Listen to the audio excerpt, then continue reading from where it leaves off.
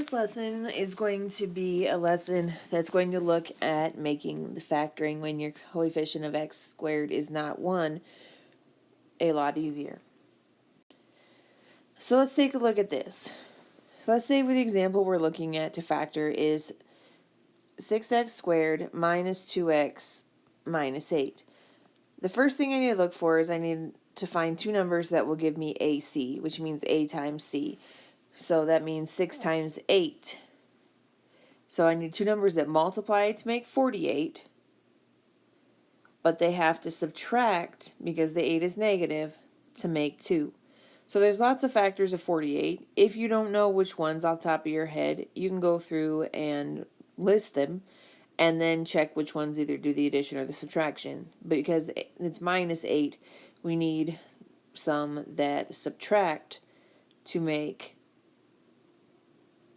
the 2 in the middle.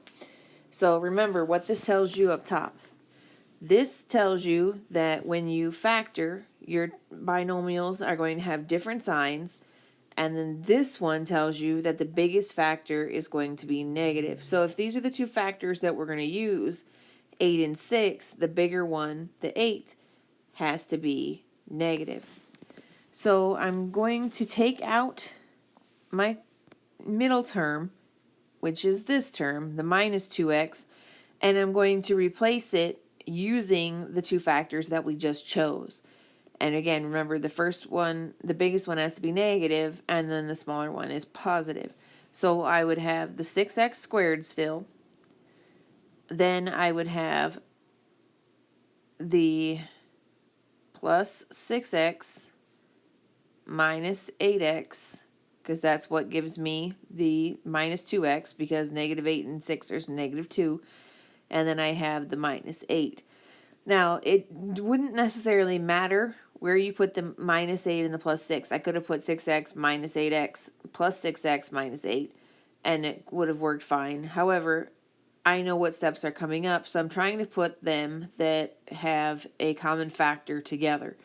Because the next step says now group them. So all I'm doing is taking the first two terms, putting them in parentheses, the second two terms, putting them in parentheses.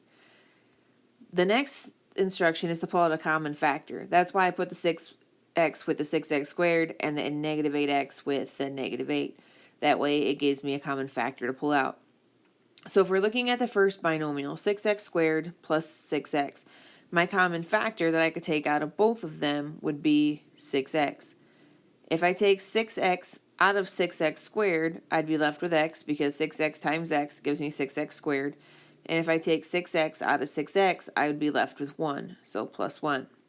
Now, I want this binomial here to be x plus 1, and I want the other one to be x plus 1 then consequently as well.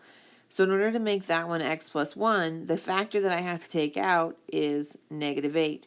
So I'm taking negative 8 out of negative 8x, which gives me just x left. And then I'm taking negative 8 out of negative 8, which gives me 1. So then I now have some things going on. I have to regroup them. So I'm regrouping what is not in common. So that's 6x minus 8. And then I'm grouping what is in common. And what is in common should be the same both times, which is x plus 1. So this is what is in common. And then this is the extra. So by the end, this one then would be my final answer, 6x minus 8 times x plus 1. Then there is no guess and check, because I have grouped them in a manner that eliminates having to guess and check which is the proper placement of my factors at the end. So let's take a look at another example. So I have 7x squared minus 10x plus 3. So I'm looking for two numbers that multiply together to give me AC.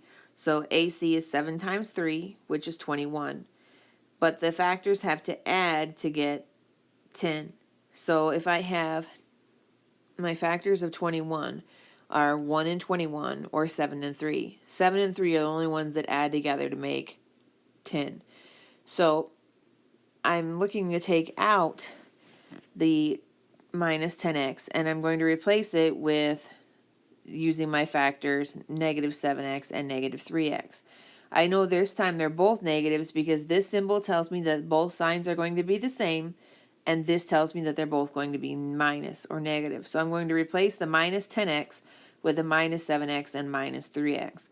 Now, knowing eventually we're going to have to pull out common factors, I have 7x squared, and if I'm replacing the 10x, I'm replacing it with 7x, or negative 7x and negative 3x. I'm going to put together some that I think will have common factors. So I'm going to put the minus 7x with the 7x squared, and then the minus 3x with the plus 3. So now I can group them. So I'm grouping the first two terms and the second two terms. And then I'm pulling out a common factor. So I'm looking at 7x squared minus 7x. My biggest factor that I can pull out of both of those two terms is 7x. 7x out of 7x squared leaves me with x, because again, 7x times x is 7x squared. And 7x out of 7x is 1, so it's minus 1. I want the other one to be 7x, or x minus 1. So in order to make it x minus 1, I'm pulling out my common factor of negative 3, which would leave me with x minus 1. So then if I regroup them, I have my extra stuff, which is 7x minus 3 and x minus 1. Again, both terms are the same, minus and minus, and then that tells me that they're minus.